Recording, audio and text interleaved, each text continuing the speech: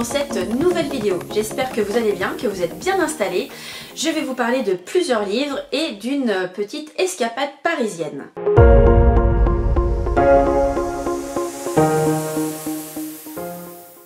Je commence par cette fameuse escapade parisienne. Samedi dernier, en fait, je suis allée faire un tour à Paris parce que pour la première fois en France, il y avait une dédicace de H.Y. Hannah. H.Y. Hannah, c'est l'autrice des Thé meurtriers d'Oxford.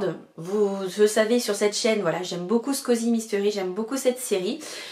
Et en fait, elle venait en France, première fois en France et première dédicace pour l'autrice. Donc c'était plutôt sympa.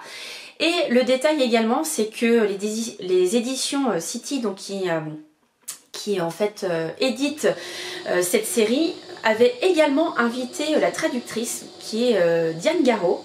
Donc c'était sympa de les voir toutes les deux. En fait, il y avait un lien pour s'inscrire, donc qui était soit sur le compte de l'autrice, soit sur le compte de Gilbert Joseph, qui était là en fait où avait lieu la dédicace. J'ai eu la chance d'avoir de la place. C'est vrai qu'au début, j'ai pris mes billets pour aller à Paris. J'étais pas encore sûre d'avoir la place en fait au niveau des tickets, parce que je sais qu'il y avait, c'était limité. Voilà, j'ai eu cette chance-là. Donc c'est vrai que c'était très sympa de la rencontrer, bien sûr en anglais, au cas où il y avait la traductrice qui était à côté et elle parle un petit peu français. Donc ça c'est plutôt sympa. Il y avait son mari qui était également là, qui a fait aussi office pas mal de photographes. Il y avait une assez longue file. J'ai pu échanger un petit peu avec elle, notamment sur comment elle est venue en fait à positionner son histoire à Oxford, etc. Donc elle m'a raconté un petit peu sa vie. Donc elle est née à Taïwan, elle a fait pas mal de pays, que ce soit les États-Unis, l'Angleterre. Elle a fait ses études donc à Oxford et après elle est allée donc en Australie. Donc voilà, c'est vrai qu'au moment où elle y était, il faisait très beau à Paris mais aussi froid. Donc comparé aux plus de 40 degrés qu'elle avait, elle disait qu'effectivement voilà, ça changeait d'ambiance. Mais voilà, très agréable, très, je dirais, très avenante, très souriante. Donc c'était vraiment agréable. Et puis une fois que j'avais voilà, discuté un petit peu avec l'autrice, j'ai passé un petit moment aussi avec la traductrice, donc Diane Garot. Et j'ai eu à chaque fois donc les dédicaces. Elle est où? Elle est là.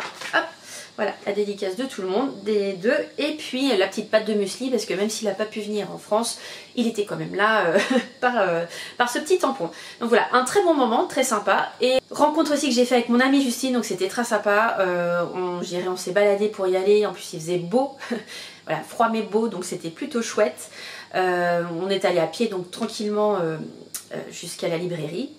Et puis on a rencontré aussi Aurélie et Sophie et voilà, on s'est attendu pour aller prendre ensuite un petit goûter, mais pas loin, avant que chacun reparte, parce que moi voilà, j'avais un train en soirée pour rentrer chez moi après. Donc voilà, donc c'était une petite escapade bien sympathique et surtout j'étais venue également, donc non seulement pour parler des Thé meurtriers d'Oxford, mais aussi pour parler de cette nouvelle saga qui est donc Petits crimes et jardins secrets donc de H.Y. Hannah. Le premier tome c'est Floraison funèbre et surtout soyez au rendez-vous parce qu'il y a un tome 2 qui devrait paraître en fait aux alentours d'avril ou mai, donc à suivre. Et surtout les premiers avis que je vois sur les réseaux de ce premier tome, c'est que c'est vraiment un très bon début de saga, que ça promet, etc. Donc voilà, j'ai hâte de le découvrir aussi à mon tour. Donc il est également dédicacé. Et alors je sais pas encore quand je vais le lire, mais j'aimerais bien ce mois-ci, au mois de mars, au plus tard. Ce serait bien, comme ça je serai à jour pour le deuxième s'il sort après. Je vous en reparlerai prochainement donc dans un autre club de lecture pour justement vous dire ce que j'en ai pensé. Mais voilà, si c'est comme le premier, je pense que je vais beaucoup aimer.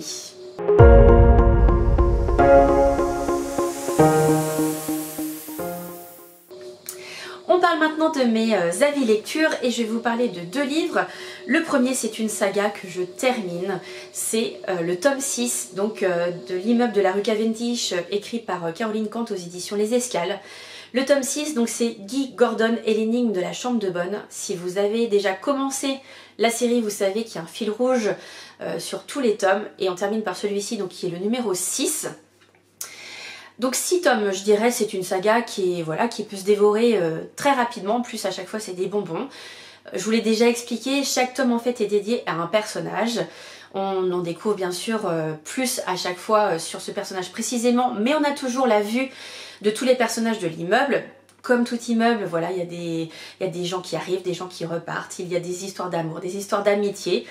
Là voilà, forcément ça ne déroge pas à la règle, en plus c'est le dernier, c'est l'ultime tome, donc on va avoir, je dirais, toutes les réponses, et oui vous aurez toutes les réponses, mais bien sûr je vous les donnerai pas là, parce que voilà, tout simplement c'est bien de suivre les tomes, et puis d'avoir cette surprise jusqu'au bout.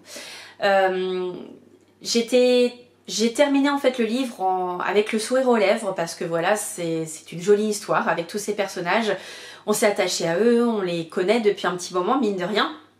Et j'étais triste aussi à la fois parce que c'est le dernier tome, donc qui dit dernier tome, après voilà on passe à autre chose, donc je sais pas après l'autrice si elle va faire une nouvelle saga, si elle va faire un one shot, on ne sait pas, donc ça va être la découverte là encore. Mais voilà, moi je dis que c'est un petit bonbon, voilà, si vous n'avez pas encore poussé les portes de l'immeuble de la rue Cavendish, allez-y, parce que vous allez voir, c'est voilà, c'est un plaisir de lire ces histoires. Et puis voilà, avec ses personnages, etc. Enfin voilà, moi je peux que vous le conseiller. C'est un très bon moment. Et puis je crois que les 5 premiers sont déjà sortis au format poche chez Pocket. Donc voilà, si toutefois vous voulez pas avoir les formats semi-brochés, vous pouvez avoir le poche qui est à disposition. Donc j'ai terminé cette saga, donc une saga de terminer en plus. Comme je vous disais, je suis contente et triste à la fois, mais maintenant j'ai plus qu'à vous conseiller donc de pousser ces portes de l'immeuble de la rue Cavendish pour découvrir tous ces personnages. Et puis n'hésitez pas à me dire ce que vous en avez pensé, ou ce que vous êtes en train de lire pour voir où vous êtes rendu dans cette série. Donc voilà, si vous n'avez pas encore commencé, allez-y.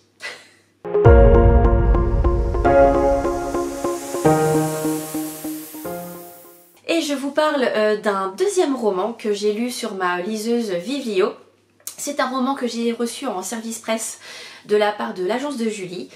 Et ce roman se nomme Au bout du chemin, écrit par Marie Anjois. Alors, quand on voit la première de couve de ce livre, c'est marqué roman feel good. Oui, mais c'est vrai qu'il aborde un thème qui est très profond et en plus qui touche plus particulièrement les femmes. Parce qu'on va parler du cancer du sein. Ici on va être en fait aux côtés d'Emma. Emma est une jeune femme qui vient d'avoir une petite fille. Donc la connaissance d'Emma et aussi de son mari Lorenzo. Vous allez voir, il va rapidement vous agacer, mais voilà, c'est normal, je pense que c'est son personnage. Je dirais assez tyrannique, voilà, il rapporte l'argent à la maison et puis Emma, entre guillemets, elle est là, elle doit faire ce qu'on lui dit. Il impose aussi sa famille tous les vendredis soirs par exemple pour un repas, etc. Là, en plus ça se passe pas forcément bien parce que sa belle-mère n'est pas très gentille avec elle. Bref, je dirais elle est dans cet état d'esprit là et puis elle en fait ce qu'elle veut c'est le meilleur pour sa fille, donc malgré ses deux meilleurs amis Tom et Lou qui font que lui dire non mais faut que t'arrêtes, c'est pas quelqu'un pour toi, etc. Elle en fait elle a toujours espoir que ça se passe bien parce que voilà qu'il a aussi des bons côtés, il sait aussi la charmer, etc. Et donc à un moment elle découvre qu'elle est atteinte qu'elle a une boule en fait à un sein. Elle va faire des examens et le verdict tombe, elle a un cancer du sein. Et là son mari va être aux abonnés absents, voilà, il va être déserteur dirons-nous. Et grâce à ses amis et aux personnes qu'elle va rencontrer, notamment son infirmière, elle va je dirais vivre les différentes étapes, avoir besoin d'eux pour s'occuper donc de sa petite Chloé et puis aussi pour se reconstruire, etc. Donc j'ai trouvé que c'est très joli parce que vous allez voir une belle histoire d'amitié, il va y avoir de l'amour aussi dans ce livre. Malgré, voilà, comme je vous disais, ce thème qui est très pesant, voilà, c'est vrai que le cancer du sein, malheureusement, on en voit beaucoup autour de nous, enfin en tout cas autour de moi, j'en ai eu. J'ai eu des cas autour de moi et voilà, je sais que c'est des périodes qui sont très difficiles. Donc même si je sais pas vraiment ce que l'héroïne vivait, mais voilà, par rapport aux personnes autour de moi qui m'en ont parlé, je sais que c'est des moments qui sont très difficiles, on a besoin d'être entouré. Et donc voilà, on va suivre toute l'histoire d'Emma. Avec, je vous dis pas la fin parce que c'est pas le but et puis ça vous découvrir, mais en tout cas voilà, c'est une belle histoire malgré ce thème très très lourd, très douloureux, mais une belle plume. Donc pour moi ce livre c'est surtout donc une jolie histoire, voilà, malgré le thème qui est assez lourd, mais surtout voilà, on est aux côtés d'Emma, aux côtés donc lors de son combat, on vit ses doutes, ses envies, ses questions, et puis donc toute son histoire autour d'elle, avec toutes les personnes qui ont de l'importance autour d'elle ou qui vont prendre de l'importance autour d'elle. Vous allez voir, et bah voilà, je peux que vous inviter en fait à faire la connaissance d'Emma. Si effectivement vous êtes dans une période où il y a la maladie autour de vous, bah peut-être qu'il faut attendre un petit peu parce qu'effectivement voilà, on va parler beaucoup du diagnostic, des différents examens, des différents protocoles qu'il y a. Je sais que voilà, c'est des moments qui sont pas simples. Et mais voilà. Une jolie histoire en tout cas dans son ensemble, donc si vous voulez la découvrir, bah, n'hésitez pas parce que comme vous le savez, avec le partenariat de l'agence de Julie, ce sont que des livres auto-édités, donc n'hésitez pas à venir les découvrir. Avant de vous laisser, je voulais vous parler de ma lecture en cours qui est Écoute mes mensonges de Amy Tintera aux éditions City. J'ai pas résisté très longtemps parce que ce livre me donnait vraiment envie par rapport à ce qu'on en a dit, aux différents avis. Et moi je peux vous dire que voilà, c'est un livre qui est très rythmé, qui a un humour un peu caustique. Vous allez voir notamment une petite voix qui est dans la tête de l'héroïne, qui n'est autre que Lucie.